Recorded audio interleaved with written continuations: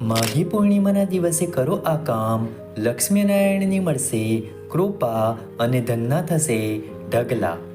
સનાતન ધર્મમાં પૂર્ણિમાનું વિશેષ મહત્વ હોય છે. આખા વર્ષ દરમિયાન 12 પૂર્ણિમા આવતી હોય છે, પરંતુ કાર્તિકી, વૈશાખ, શ્રાવણ અને માઘ મહિનામાં આવતી પૂર્ણિમાને સૌથી શુભ માનવામાં આવે છે. માઘ મહિનામાં આવતી પૂનમને માઘી પૂર્ણિમા કહેવામાં આવે છે. માઘી પૂર્ણિમાના દિવસે સ્નાન, દાન અને જાપનું વિશેષ મહત્વ હોય છે. પૂર્ણિમાના દિવસે પવિત્ર નદીઓમાં સ્નાન કરવાથી સુફળ મળે છે. પૂનમના દિવસે ઘણા કાર્યો વર્જિત માનવામાં આવે છે, જેના કારણે તેને કરવાથી જીવન પર નકારાત્મક અસર પડે છે. આ વખતે માઘી પૂર્ણિમા 24મી ફેબ્રુઆરીના રોજ આવી રહી છે. આવો જાણીએ માઘી પૂર્ણિમાના દિવસે શું કરવું જોઈએ અને શું ન કરવું જોઈએ. જ્યોતિષ જણાવે છે કે 24 ફેબ્રુઆરીએ પૂર્ણિમાનું વ્રત કરવામાં આવશે. માઘી પૂર્ણિમાનું વિશેષ મહત્વ છે. માઘી પૂર્ણિમાના દિવસે દેવતાગણ બ્રહ્મણ દરમિયાન પૃથ્વી પર આવે છે. આ દિવસે દેવતાઓ પણ ગંગા સ્નાન કરીને દાન કરવાથી પ્રસન્ન થાય છે. પૂર્ણિમાના દિવસે આ કામો ન કરવા જોઈએ. પૂર્ણિમાના દિવસે ભૂલથી પણ તામસિક ખોરાક ન ખાવો. આ ઉપરાંત આલ્કોહોલનું સેવન પણ ન કરવું જોઈએ. ઘણા એવા વૃક્ષો છે જેના પાન પૂર્ણિમાના દિવસે તોડવા જોઈએ નહીં, જેવા કે તુલસી, આંબળા, કેળા અને પીપળા. આ તમામ વૃક્ષોમાં ભગવાન વિષ્ણુનો વાસ હોય છે.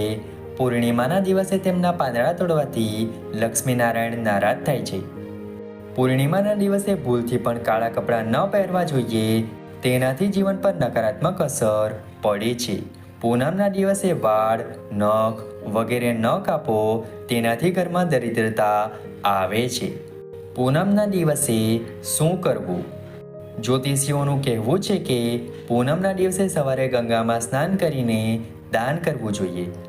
આ સાથે જો તમે તે દિવસે પૈતૃક તર્પણ કરો છો તો તેનાથી ઘરમાં સુખ સમૃદ્ધિ વધે છે અને લક્ષ્મીનારાયણ પ્રસન્ન થાય છે. વળી ઘરમાં હંમેશા ધન રહે છે. આ વર્ષની માઘ પૂર્ણિમા 3 રાશિઓ માટે રહેશે ભાગ્યશાળી. સૌભાગ્યમાં થશે વૃદ્ધિ. 2024માં માઘ પૂર્ણિમા 24 ફેબ્રુઆરી શનિવારે ઉજવવામાં આવશે. કુંભ રાશિમાં સૂર્ય, શનિ અને બુધના દુર્લભ ત્રિગ્રહી યોગ તેમજ શોભન યોગના પ્રભાવ હેઠળ આ શુભ દિવસ ઉજવવામાં આવશે. એવું માનવામાં આવે છે કે યોગના આવા સંયોજન ખાસ કરીને 3 રાશિઓ માટે સમૃદ્ધિ અને સકારાત્મક ફેરફારોના સમયગાળાની શરૂઆત કરશે. ચાલો જાણીએ કે કઈ 3 રાશિઓ માટે આ વર્ષની માઘી પૂર્ણિમા લકી સાબિત થવાની છે. પહેલી લકી રાશિ છે વૃષભ રાશિ. આ રાશિના લોકો માટે માઘ પૂર્ણિમા ઘણા લાભોનું વચન આપે છે. સર્જનાત્મક ક્ષેત્ર સાથે જોડાયેલા લોકો માટે આ સમય ખૂબ જ શુભ રહેશે. આ સમયગાળા દરમિયાન આવકના સ્ત્રોતોમાં વધારા સાથે કારકિર્દી અને વ્યવસાયિક પ્રયાસોમાં નોંધપાત્ર લાભ થવાની અપેક્ષા છે. વધુમાં મિત્રો અને સંબંધીઓ સાથે સંબંધો મજબૂત થવાની અપેક્ષા છે. માતા પિતાનો સહયોગ મહત્વપૂર્ણ કાર્યોને પૂર્ણ કરવામાં મહત્વપૂર્ણ સાબિત થઈ શકે છે. આ સમયગાળા દરમિયાન સ્વાસ્થ્ય સંબંધિત કોઈ મોટી સમસ્યા રહેશે નહીં. બીજી લકી રાશિ છે કર્ક રાશિ.